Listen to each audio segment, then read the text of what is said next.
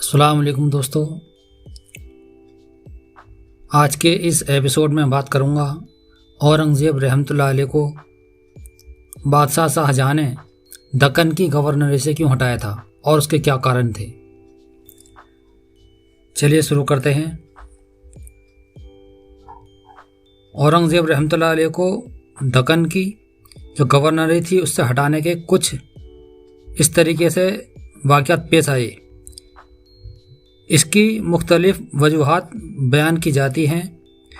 ایک بات یہ کہی جاتی ہے کہ اورنگزیب نے ایک صوفی منوس اور درویش صفت انسان کو قتل کرا دیا تھا، مگر یہ بات دل کو نہیں لگتی، کیونکہ اورنگزیب کی زندگی پر نظر ڈالی جائے تو معلوم ہوا کہ اس نے شہنشاہ ہند ہونے کے باوجود اپنی زندگی نہایت سادگی سے گزاری تھی۔ پھر وہ ایک درویش صفت انسان کو کس طرح قتل کروا سکتے ہیں؟ بعض مورخین کا یہ خیال ہے کہ یہ حرکت دارا شکوہ کی تھی، جس نے باپ کو اورنگزیب کے خلاف کر کے اسے دکن کی گورنری سے معزول کرا دیا تھا۔ مگر یہ تمام خیالات، امکانات اور الزامات قطعی غلط اور بے بنیاد ہیں۔ اس سلسلے میں حمیم الدین خاں کا وہ بیان بالکل درست ہے جو اس نے اپنی تصنیف احکام عالمگیری میں حکم نمبر 2 کے تحت درج کیا تھا۔ خان بہادر حمیم الدین زندگی بھر اورنگزیب کے دامن سے وابستہ رہے۔ انہوں نے اورنگزیب کی شہزادگی اور شہنشاہی دونوں دیکھیں اور اپنی کتاب احکام عالمگیری اورنگزیب کے انتقال کے بعد مرتب کیا تھا، اس لیے ان کے بیان میں کسی قسم کے سکبے صبح کو دخل نہیں کیا جاتا۔ احکام نمبر 3 کا ہم پہلے اردو ترجمہ پیش کرتے ہیں، اس کے بعد اس کی تصدیق میں اس کا اصل فارسی متن بھی درج کریں گے تاکہ بات بالکل صاف اور واضح ہو جائے۔ آگرہ میں دارا شکوہ نے ایک نیا محل تعمیر کرایا۔ انہوں نے اعلیٰ حضرت کی ماں تینوں بھائیوں کے دعوت کی۔ چونکہ گرمی کا موسم تھا، اس لیے دریا کے متصل ایک تہہ خانہ بنایا تھا، جن میں قد آدم آئینے دریا کی جانب لگائے گئے تھے۔ دارا اعلیٰ حضرت کو ماں تینوں بھائیوں کے اس تہہ خانہ کو ملاحظہ کرانے کے لیے لے گئے۔ اورنگزیب تہہ خانے کے دروازے کے قریب ہی بیٹھ گئے، جس سے برابر آمد و رفت جاری تھی۔ دارا شکوہ نے یہ دیکھ کر اعلیٰ حضرت کو آنکھ کے اشارے سے اس طرف توجہ کیا کہ آپ کی اورنگزیب کی نشست ملاحظہ ہو۔ بادشاہ نے فرمایا،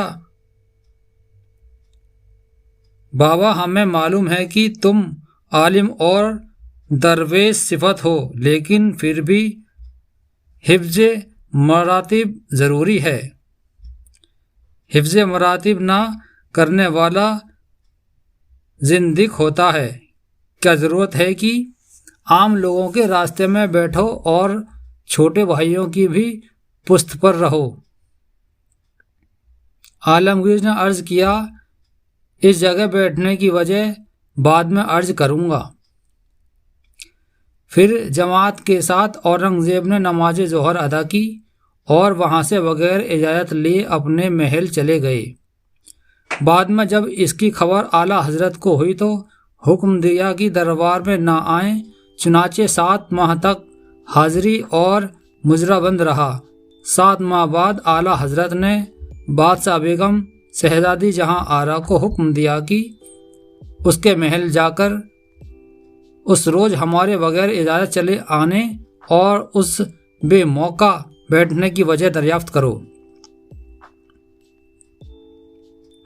بادشاہ بیگم کے دریافت کرنے پر اورنگزیب نے جواب دیا، جس روز دارا شکوہ نے دعوت کی تھی اس دن خواہ انہوں نے قصدن سے یہ کیا ہو کہ باپ اور بھائیوں کو ایک ایسے تہخانے میں جس کا محض ایک دروازہ تھا تنہا چھوڑ کر خود دعوت کے انتظام کے لیے برابر آتے جاتے رہے۔ اب اگر دارا شکوہ دروازہ بند کر دیتے تو ہم سب کا کام تمام تھا، یا اگر صحباً ان میں سے ایسا ہوا ہو۔ بہرحال میرے دل میں برابر یہ خیال آ رہا تھا کہ جب تک وہ سب اندر ہیں میں اس خدمت مہاجر کو بجا لاؤں، لیکن اعلیٰ حضرت کا دبدبہ اس خدمت کی وجہ آوری میں مانے تھا، اس لیے میں استغفار پڑھتا ہوا چلا گیا۔ یہ سن کر اعلیٰ حضرت نے فوراً انہیں طلب فرمایا اور بہت عنایت کی۔ شہزادے نے سعد اللہ خان وزیر اعظم سے فرمایا کسی صورت مجھے دربار سے باہر بھیج دو، یہاں آرام و اطمینان مجھے نصیب نہیں۔ اعلیٰ حضرت نے انہیں دکن کی صوبیداری پر بھیج دیا۔ خان بہادر حمیم الدین خان کے اس بیان کے بعد کسی شک و شبہ کی گنجائش نہیں رہتی، بلکہ اس سے یہ بھی ظاہر ہوتا ہے کہ اورنگزیب ایام شہزادگی میں بھی اپنی آنکھیں اور کان کس قدر کھلے رکھتے تھے۔ اورنگزیب نے دکن میں جو کچھ کیا اس میں زیادہ حصہ چاروں بڑے بڑے سپہ سالاروں کا تھا، اگرچہ تمام احکام خود اس کے حکم اور دستخطوں سے جاری ہوتے تھے، لیکن جب 1054 ہجری میں اسے گجرات کا گورنر بنا کر بھیجا گیا تو اسے حکم دیا گیا کہ چور ڈاکوؤں سے راستے کو صاف کرو اور عوام کے دل میں ان کا خوف نکال کر انہیں اطمینان اور سکون کی یقین دلاؤ۔ تاریخ بتاتی ہے کہ اس زمانے میں گجرات کی حالت نہایت ابتر تھی، چوری ڈکیتی اور لوٹ مار معزز پیشے سجے جاتے تھے، عوام سہمے ہوئے رہتے تھے اور پورے گجرات میں جنگل کا قانون رائج تھا۔ بس جب اورنگزیب نے وہاں کی گورنری سنبھالی تو خود اپنی مرضی کی فوج تیار کی اور انہیں اپنی ہی مرضی کی فوجی تربیت دی۔ یہ سب کام اورنگزیب نے اس قدر تیزی سے کیا کہ صرف چند ماہ میں اس کی فوج ایک تربیت یافتہ اور سرکار کی وفادار فوج بن گئی۔ پھر اورنگزیب نے اس فوج سے وہی کام لیا جس کا اسے حکم دیا گیا تھا۔ اورنگزیب نے صرف 2 سال کے مختصر عرصے میں گجرات کی کایا پلٹ کے رکھ دی۔ تمام بد انتظامیاں دور ہو گئیں، منادیوں نے امن و امان سے رہنا سیکھ لیا، پرچہ نویسوں نے بادشاہ کو اورنگزیب کی کارگزاریوں کی اطلاع دی تو وہ بہت خوش ہوا اور اس نے اورنگزیب کی تنخواہ میں اضافہ کر دیا۔ تو دوستو یہ تو اس ایپیسوڈ میں نے جو آپ کو بتایا، اس ایپیسوڈ میں جو ان کے بھائیوں نے سازشیں کی وہ آپ کو سمجھانے کی بتانے کی کوشش کی، اور گجرات کے حالت کتنے بدتر تھے جس کو بہتر کیا اورنگزیب رحمۃ اللہ علیہ نے۔ تو دوستو آج کے ایپیسوڈ میں اتنا ہی۔